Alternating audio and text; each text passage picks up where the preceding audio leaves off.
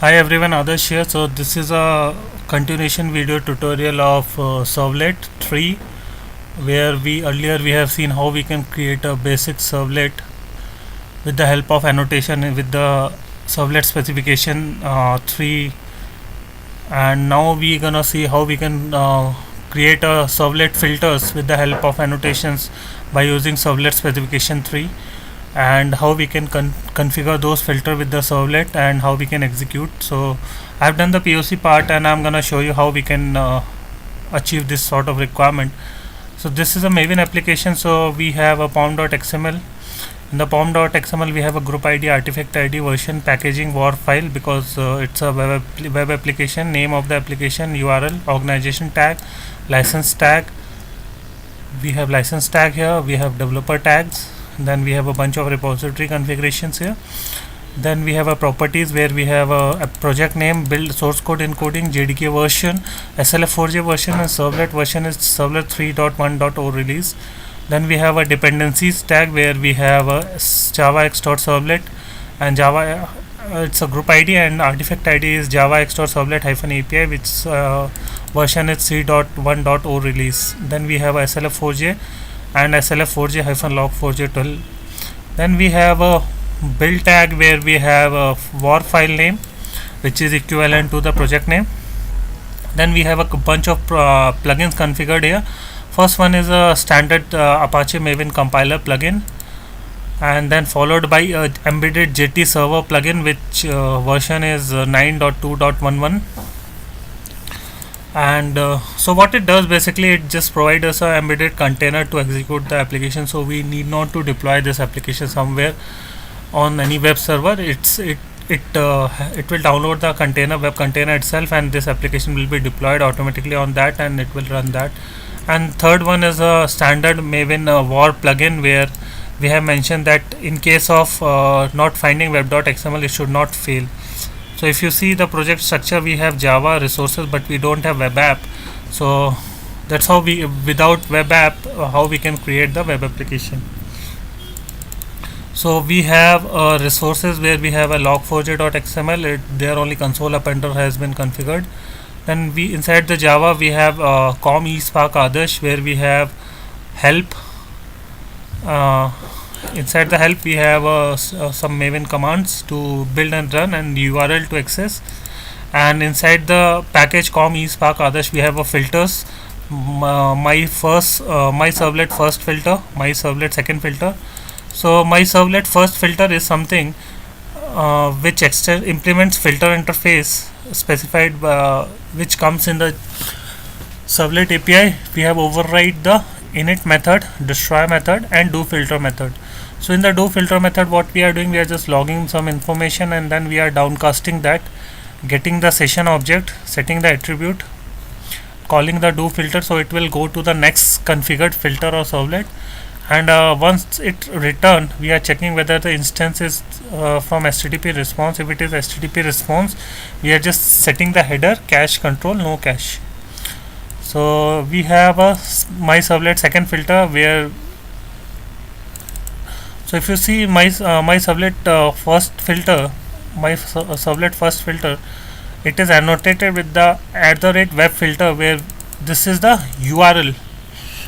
Based on the URL, we have configured this filter. So this URL is binded to one of the servlet. So whenever anybody hit this servlet, this URL for that servlet, this filter get executed. Display name for this filter will be this, my servlet first filter. Description about this filter name, this is a logical name for the filter. And we have a dispatcher type. It will only execute when request is made. When request is made to the my servlet. There are other configuration like redirect, error, or forward include, like that. So dispatcher type is request. So whenever the request is made to the my servlet URL, then only this gonna execute. And we are setting the init parameters for this servlet, which is parameter 1, parameter 2 with the value 1, value 2. So if we go into the second filter, it is annotated with the @web filter. This is it's the same URL which is configured for first filter also. So both the filter will get executed whenever I'll request this URL. This is a logical name for this, is a display name for this filter, description of the filter. This is a logical name for the filter, and this dispatcher type is request, and init parameter is param1 param2. So it also my second filter implements filter interface, where we have overridden the init method and destroy method. We are logging some information, and in the do filter method we are just downcasting the request into HTTP and getting the session and setting the values, and then we are calling do filter. So it will go to the next filter or next servlet, whatever is configured after this, and while returning after response, it will check whether the response is the instance of HTTP response. If it is that, we are logging some information and we are setting the header as cache control, no cache. So we have two filter configured here, and we have a servlet here. So servlet class extends from HTTP servlet, where we have do get and do post method, which internally called do process method. So in the do process method, we are getting the we are calling super.get servlet config. So we'll get the servlet configuration. Based on that, we'll get the init parameters. From the sessions, we are removing the attribute which we have set in the filter 1 and filter 2. Okay, whatever the sessions we have set from there, and then we have a response dot content type, and then we are just getting the writer and printing the parameters, init parameters for the servlet. So this servlet annotated with the @web servlet. This is a URL for this. This is a name for servlet, description about the servlet. This is a display name for the servlet. Load on startup for this servlet is 1.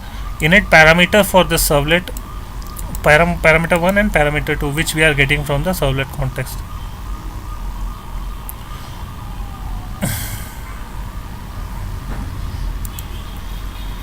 So if I just, so let's build this piece of code. mvn clean package,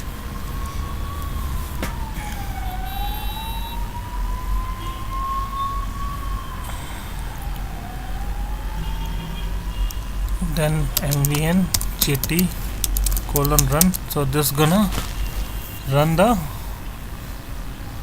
jt container, and I'll just copy the URL. So you can see that port is started, port number 8080 on localhost. So I have not copied the URL.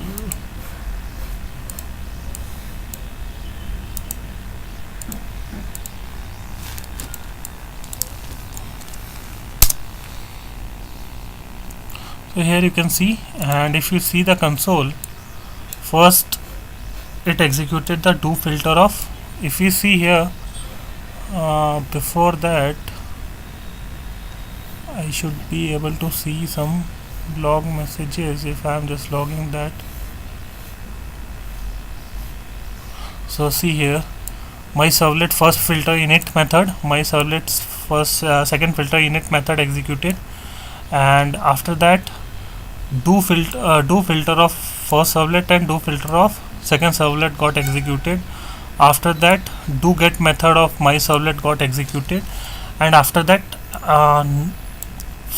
second servlet apply cache control filter to response, and then first servlet applying cache control filter to the response. So basically what happened, when request comes, it will hit the first servlet filter 1, then filter 2, then go to the servlet, and while response is generated from the servlet, it will come back like in the reverse order. So first servlet 2 will be servlet 2 will intercept the response, and then filter 2 will intercept the response, then after that filter 1 will intercept the response, and then it will come to the browser. So that's why the logs are showing in this way. So if I just close this, shut down this container, so you can see that my servlet, my second filter destroy method, my first filter destroy method gonna execute. So because these are the lifecycle methods of that. So I'm gonna save this piece of code into my GitHub repository, which is Adarsh Kumar Singh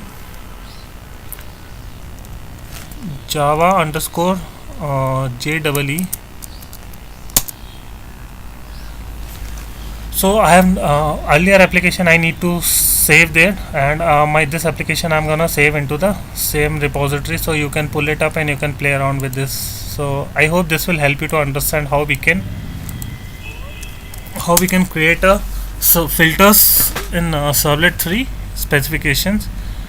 And please subscribe my channel, share your thoughts and comments, and I'll come up with something new and interesting. Till then, take care. Bye.